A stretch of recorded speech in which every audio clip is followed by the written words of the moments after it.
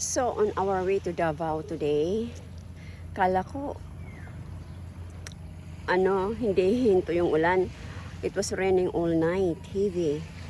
Tapos this morning, yung tumingin ako, my gosh, nabasag ko tuloy yung baso nila for moving the table. Kasi nabasa yung helmet ni Mark. Basang-basa pa naman. At saka yung rain doon, cloudy pa.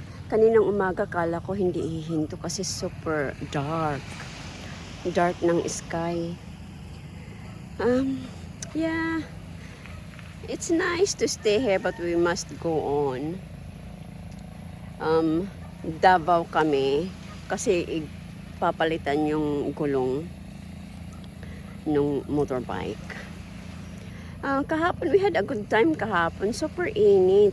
Pumunta kami ng Mount Hamigitan.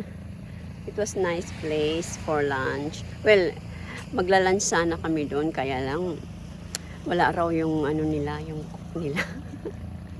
So nag-snack na lang kami. Tapos pumunta kami ng Cape San Agustin. Yeah, Cape San Agustin. Hindi kami nakapunta ng falls. Ang layo. Malayo pala yung falls dito. Mga ilang oras. Oh, ayan, uulan na naman. I'm going to enjoy last minute of this peaceful place.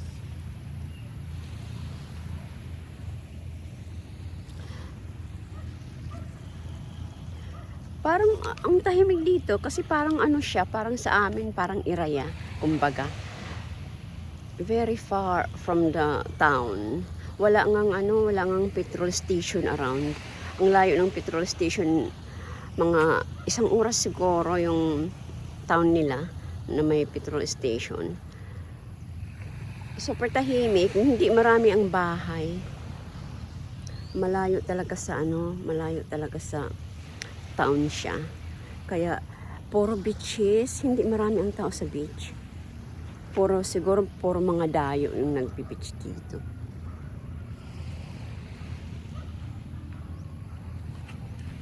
And that's our accommodation.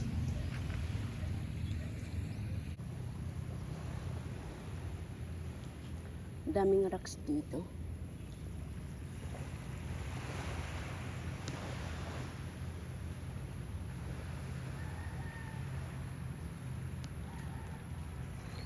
So I'm enjoying the last few hours of this place. Ayun, cloudy siya doon, no? Sana hindi kami mabasa today. At least nag-clear na yung sky. Kanina grabe ang dilim.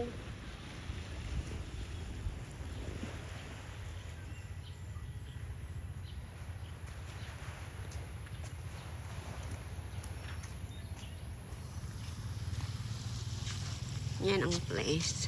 4 lang ang cottage nila.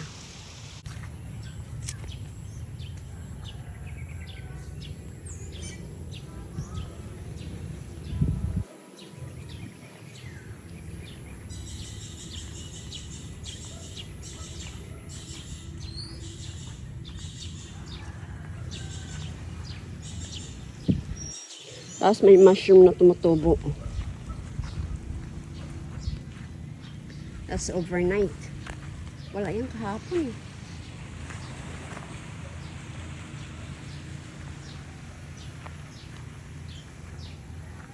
Sabi ko yung glass nila from... I'm trying to move the table because it was really wet. So on our way to Davao, and this place is not on Facebook or anywhere. That's Garden by the Beach Resort. We just found them by accident because we've been driving and looking for somewhere nice, quiet place to stay. And they got piece of Wi-Fi, and then they have generator. They're very nice. They put the generator every time there's blackout. And they have blackout often. Saturday is from 8 o'clock to 5 p.m. blacked out. And today, Sunday, they had another blackout. Last night and today, and this morning. So we're on our way. Alis na kami! Thank you so much! Tayo nagluluto sa amin. Looking after us.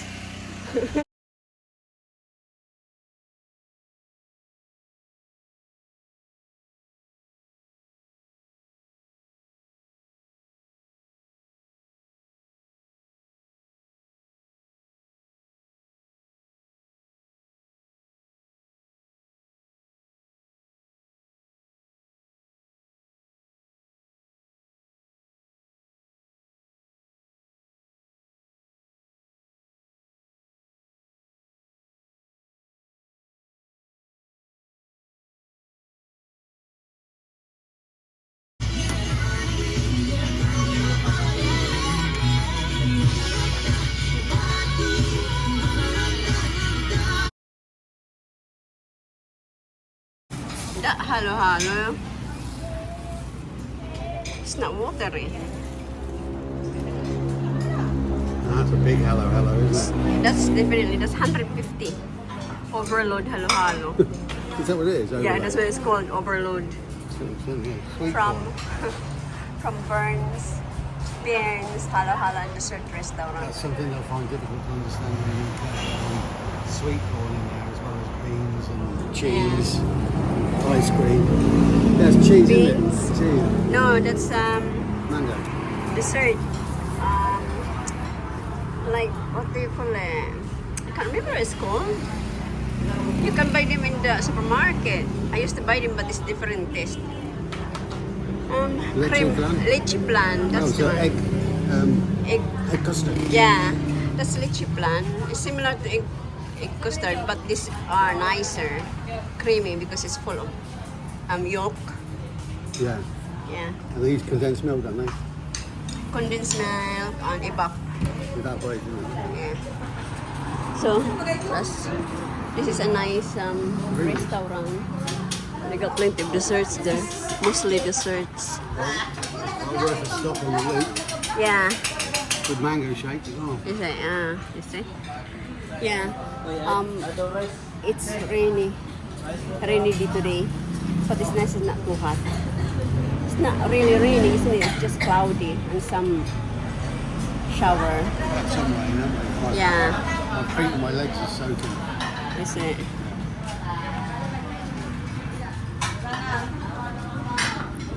Ube, hindi ka ube ice cream and vanilla.